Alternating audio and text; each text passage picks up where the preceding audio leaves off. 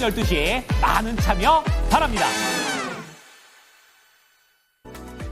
자, 이어서 뉴욕 현지 연결해서 자세한 금요일장의 분위기 알아보겠습니다. 김한희 특파원 연결해 보겠습니다. 안녕하십니까? 네, 안녕하세요. 네. 자, 미국이 이제 한 주 동안 급등락장이 이어졌었습니다. 이제 마무리가 됐는데요. 마지막 거래일의 분위기는 어땠습니까? 네, 트럼프의 관세 후폭풍으로 뉴욕 증시가 한 주간 역사적인 롤러코스터 장세를 펼친 끝에 금요일에는 강세로 주간 거래를 마무리했습니다. 미국과 중국이 관세율을 극단적으로 올리면서 무역 갈등이 격화된 가운데 장기물 국채금리가 폭등하고 달러 가치가 급락하는 등 금융시장에 대혼란이 왔습니다. 하지만 미국과 중국이 무역 협상 합의 의지를 드러내고 연준이 시장 불안 시 개입할 수 있다는 연준 풋 가능성이 제기되면서 시장은 다시 상승세로 돌아섰습니다. 이날 뉴욕 증권거래소에서 다우존스 30 산업평균 지수는 전 거래일 대비 1.56% 상승했고 S&P 500 지수는 1.81%, 나스닥 지수는 2.06% 상승한 채 거래를 마쳤습니다. 투자자들은 트럼프 대통령이 중국과 합의를 기대한다고 밝힌 데 이어 중국도 상황을 추가로 격화하지 않을 거란 의지를 드러낸 점에 안도감을 표시했습니다. 중국 정부는 미국산 수입품에 적용하는 관세를 125%로 인상하면서도 미국 측이 추가로 관세율을 인상해도 중국 측이 더 이상 이에 대응하지 않을 거라고 밝혔습니다. 연준의 개입 가능성도 나왔는데요. 수잔 콜린스 보스턴 연은 총재는 금융시장이 혼란스러워질 경우 이를 안정시키기 위해 기꺼이 대응할 준비가 돼 있다고 밝혔습니다. 트럼프의 불확실한 관세 정책에 따라 미국 경기가 급격히 악화될 우려는 여러 나오고 있는데요. 미국 1년 기대 인플레이션 수준이 1981년 이후 최고치로 치솟았고 미국 소비자들의 자신감도 급격하게 악화되는 등 경기 침체 우려가 가중되고 있습니다. 미시간대가 발표한 4월 소비자 신뢰지수 예비치는 50.8로 3월보다 하락했고요. 1년 전과 비교하면 이 지수는 34.2%나 하락했고 한 달 전과 비교해도 10.9% 내렸습니다. 인플레이션 기대치도 크게 상승했는데요. 1년 기대 인플레이션은 6.7%로 1981년 11월 이후 최고치를 기록했습니다. 기술주들은 대거 반등에 성공했습니다. 애플은 관세 정책에서 면제 조치를 받을 수 있다는 관측이 나오면서 4% 급등했습니다.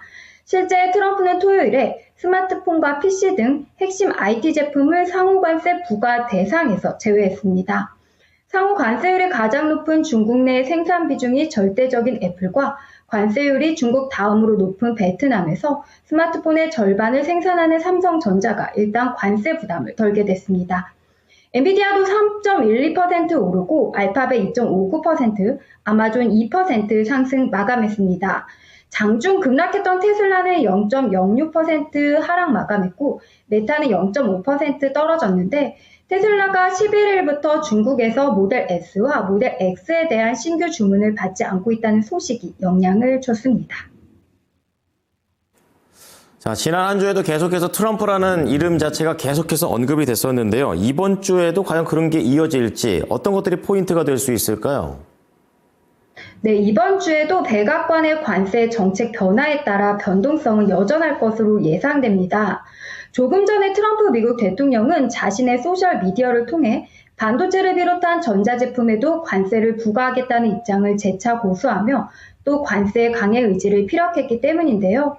또 경기 지표가 잇따라 악화한다는 점도 강력한 불안 요인입니다. JP모건을 비롯한 월스트리트 대형 은행들이 지난주 분기 실적을 발표하면서 본격적인 1분기 실적 시즌이 시작됐지만 투자자들은 기업 실적보다는 트럼프의 관세 전쟁, 무역 전쟁에 더 촉각을 기울이고 있기 때문입니다. 또 이번 주에는 미국 부활절 연휴가 18일 금요일부터 시작하면서 5거래일이 아닌 4거래일에 그칠 전망입니다. 일단 미국 경제가 트럼프 관세 정책으로 침체될 거란 경고가 잇따르고 있는데 트럼프 관세 정책의 초기 충격이 반영된 경제 지표들이 이번 주에 발표할 것으로 보입니다. 화요일에는 미국의 3월 수입 물가지수, 수요일에는 3월 소매 매출 통계가 공개되는데요. 대대적인 상호관세는 앞으로 석 달 동안은 반영되지 않을 거라서 본격적인 관세 충격을 이들 지수를 통해 확인할 수는 없지만 트럼프가 취임 이후 잇따라 시행한 관세들 일부는 이들 지표로 그 영향을 가늠할 수 있습니다.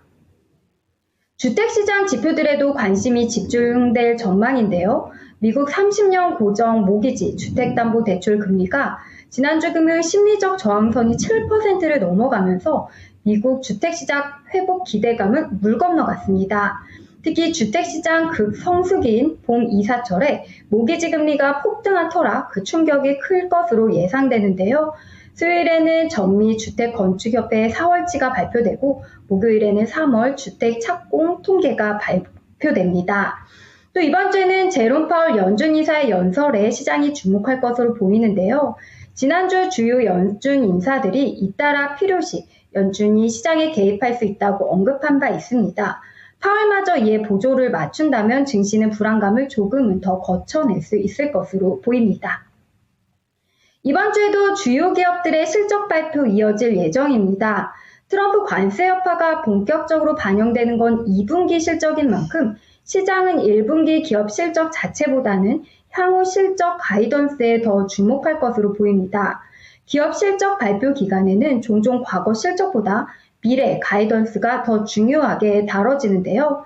시버트 파이낸셜의 마크 말렉은 이번 실적 발표 기간을 앞두고 우리는 의자 팔걸이를 꽉 잡고 있다며 실제 실적보다는 향후 전망에서 부정적인 서프라이즈가 더 많이 나올 것으로 본다고 말했습니다. 일단 이번 주는 골드만삭스가 내일, 뱅크 오브 아메리카와 시티그룹은 화요일 실적을 공개합니다.